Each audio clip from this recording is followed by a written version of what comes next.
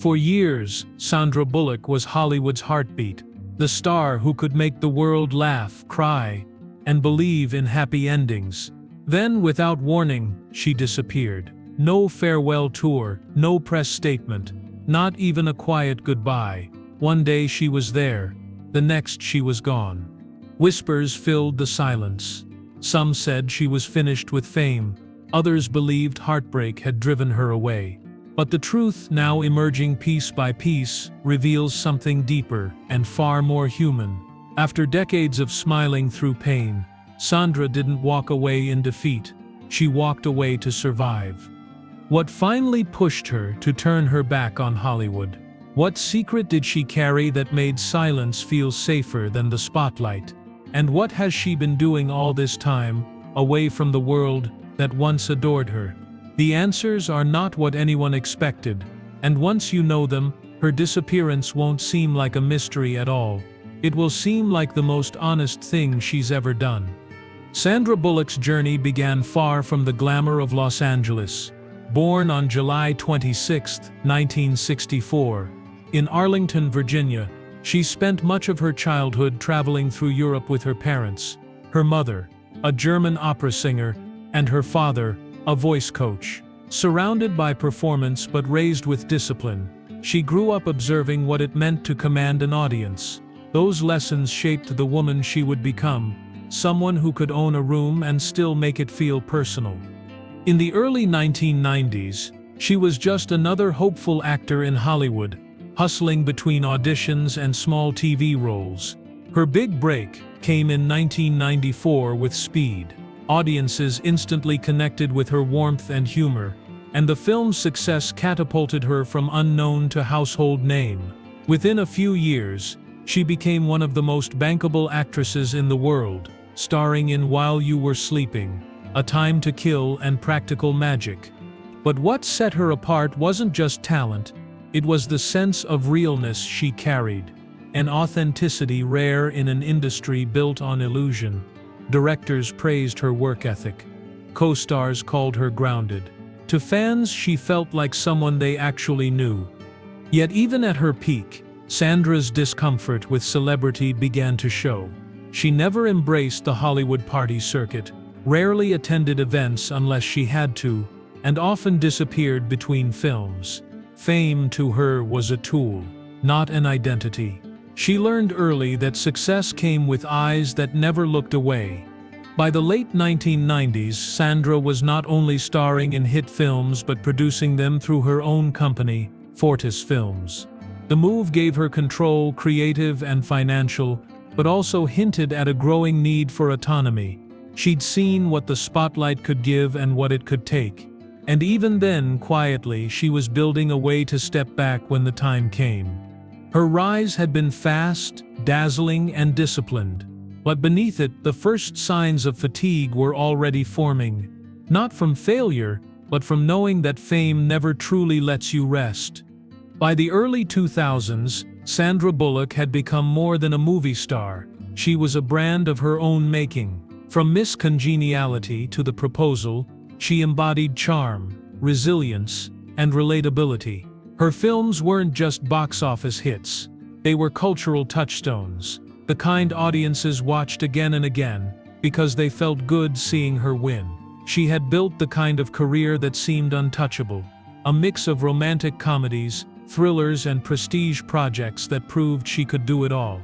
In 2009, The Blind Side changed everything. The performance earned her an Academy Award for Best Actress and cemented her status as Hollywood royalty. She handled the moment with grace, smiling on stage and thanking her peers, but privately, the attention felt heavier than ever. Fame had grown into something constant, a presence she couldn't step away from. Every expression, every moment with her adopted son became public property. To protect her sanity, Sandra began drawing lines few could see. She gave fewer interviews, avoided gossip outlets, and built a quiet world around the people she trusted. She wasn't chasing stardom anymore, she was managing it. Still, the public image of America's sweetheart followed her everywhere, an expectation she could never fully live up to. Even as she reached the height of success with Gravity in 2013 and Bird Box in 2018, the pressure to stay visible never stopped. Her name guaranteed profits. Her presence guaranteed warmth. Yet every new project came with scrutiny about her appearance, her relationships, her private life. The applause was loud, but it never left room for silence. Those closest to her noticed the change. Friends described her as protective, more reflective, less interested in red carpets. She had everything she once dreamed of: wealth, recognition, legacy, yet none of it felt restful. The camera loved her, but it never let her breathe. Behind every smile was a woman holding together two lives, the one the public adored, and the one she quietly longed to protect. The tension between them would soon force her to make a choice that no one saw coming. Sandra Bullock's public life reached a breaking point in 2010. Just weeks after winning her first Academy Award for The Blind Side, headlines revealed that her husband, Jesse James, had been unfaithful. The scandal unfolded at the exact moment her career had never been brighter. Overnight, the actress known for her poise became the center of a story she never wanted told. Cameras camped outside her home, tabloids dissected her every move, and her name filled more gossip columns than film reviews. She vanished from public view. For nearly 2 months, no one saw her.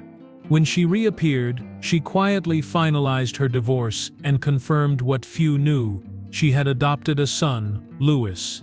In that moment, Sandra shifted her entire life. The industry she'd spent decades conquering suddenly meant nothing compared to the small boy she now protected. Friends say it was the first time they saw her breathe freely. After the divorce, she began rebuilding out of sight. No public relationships, no red carpet drama, no oversharing. Her appearances became rare, deliberate, and short. Reporters called it mystery. Those close to her called it healing. She wasn't chasing roles anymore. She was learning how to live again. Hollywood, however, never lets go easily. Each time she tried to enjoy her privacy, her absence became another story. Still, Sandra stayed silent.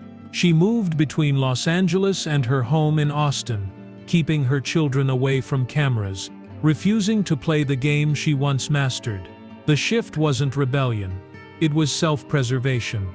The woman who once built her image on accessibility had done something radical in modern fame.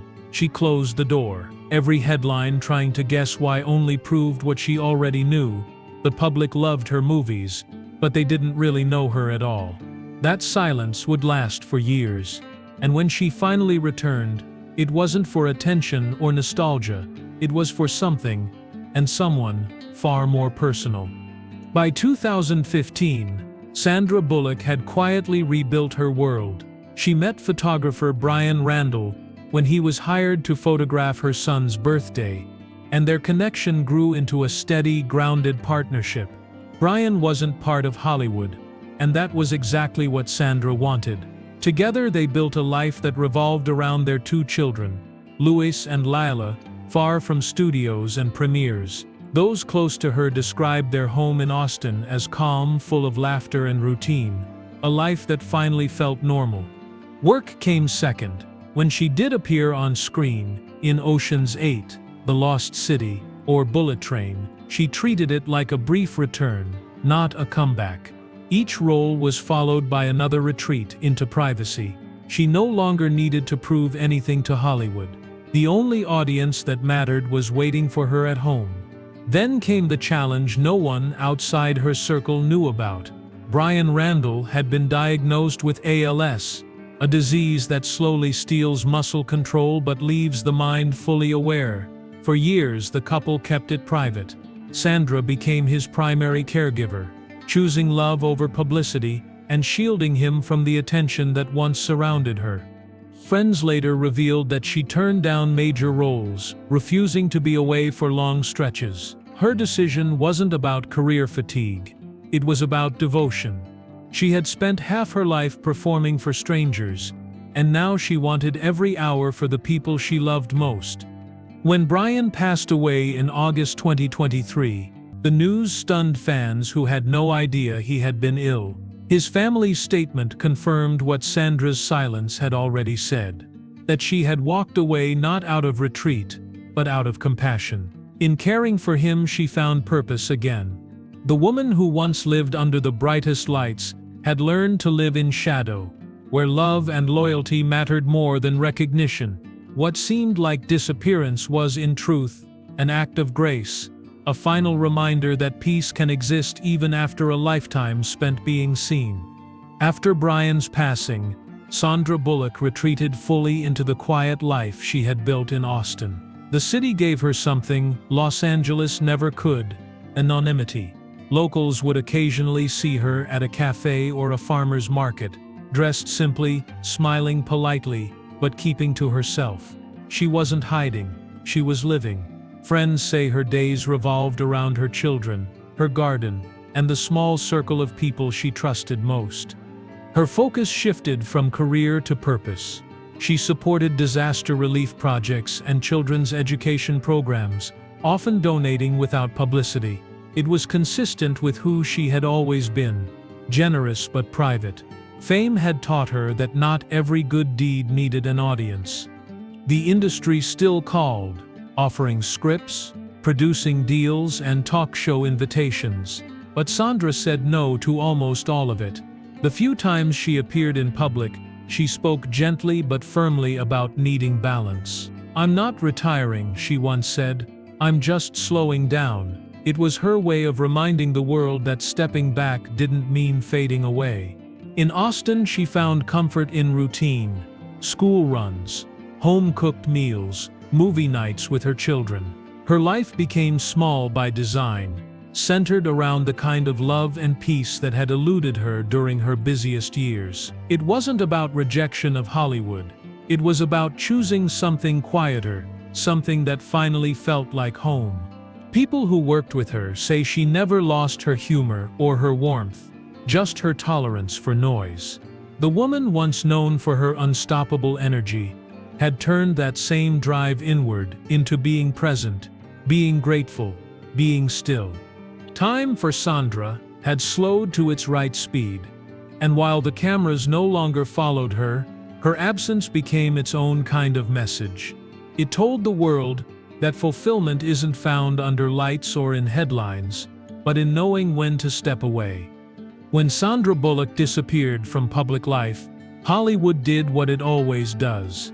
It filled the silence with stories. Articles guessed she was burned out, that she'd grown bitter, or that she was plotting a surprise return. But none of those theories came close to the truth. The industry couldn't understand a woman who didn't want more. It mistook her peace for absence, her boundaries for retreat. For decades, Hollywood had built Sandra into an image, the warm, approachable heroine who made the impossible look effortless. But that image had always been a role, one she played as skillfully as any on screen. Away from the cameras, she was never chasing fame. She was protecting her sanity. And when she finally stopped performing for the world, it exposed something uncomfortable: that happiness and visibility aren't the same thing. Executives saw her withdrawal as loss. Fans saw it as mystery. Only those who truly paid attention recognized it as freedom. Sandra had given Hollywood everything: her time, her youth, her energy, and when she walked away, she didn't leave broken, she left complete. In an industry obsessed with reinvention, she didn't rebrand or reappear, she simply let go. That quiet choice carried more power than any speech, any award, any box office record. It was a reminder that success means nothing if you can't breathe inside it. Even now, the media waits for a comeback, a hint that she'll return to the screen. But maybe that's what Hollywood never learned from her story, that stepping away can be the ending, not the prelude. That choosing your own peace doesn't need applause. Sandra Bullock didn't vanish because she lost her way. She vanished because she finally found it. Sandra Bullock's story isn't one of disappearance, it's one of transformation. She didn't fade from view, She outgrew the version of herself that fame demanded. For 30 years, she carried the weight of public expectation to be charming, humble, endlessly available. But in the quiet years that followed, she became something else entirely, a woman who no longer needed to perform to be seen. Her silence became her statement. Every time she turned down a film or skipped an award show, she was rewriting the rules of what it means to be successful. For Sandra, success stopped meaning cameras and crowds. It became moments at home, laughter with her children, long walks without being recognized. In those moments she found what years of accolades never brought her: peace. Hollywood may never understand her choice, but audiences do. They grew up with her characters. They saw themselves in her resilience, and they recognized that same courage in her decision to walk away. She lived through betrayal, loss, and relentless scrutiny, yet emerged softer, wiser, and free. When the world finally looked away, she didn't disappear. She returned to herself. And in that return lies her greatest legacy. Not the trophies, not the headlines, but the quiet reminder that even in an industry built on being seen, the most powerful act is to simply stop looking for approval. Sandra Bullock didn't vanish. She arrived at the life she was meant to live, one that exists far from spotlights, yet shines in its own kind of light. Sandra Bullock's journey is a quiet reminder that fame often asks for more than it gives. She built a legacy on warmth and authenticity. But her greatest strength came when she chose to disappear. Away from red carpets and flashing lights, she found something far more lasting: a life built on love, family, and peace. Her story mirrors what many never see behind success: the cost of always being visible. She gave her best years to the screen, carried herself with grace through betrayal and loss, and then stepped away before the world could decide her ending. It wasn't retreat, it was reclamation, a decision to live on her own terms. Today, Sandra Bullock may live far from the industry that made her famous, but her impact endures. Her films still fill living rooms, her presence still lingers, and her silence has become its own kind of statement that sometimes walking away is the bravest thing of all. For more emotional stories, check out this video.